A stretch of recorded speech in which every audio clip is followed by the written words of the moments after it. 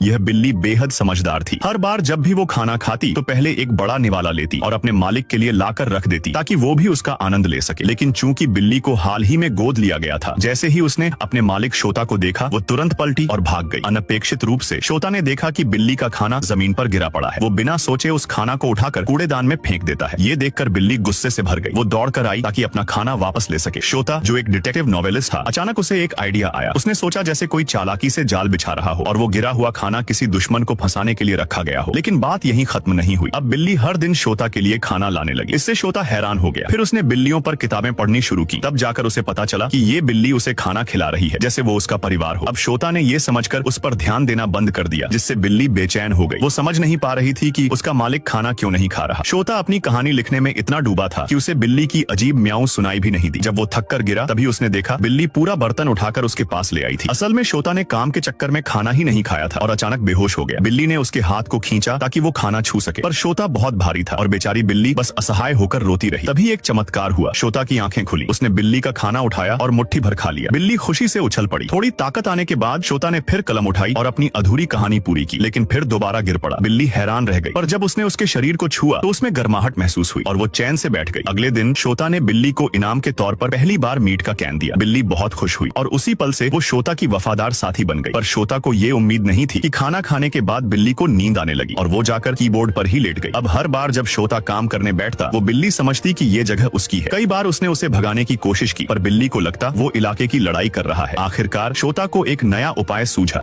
और फिर video like करने पर पार्ट 2 मिल जाएगा।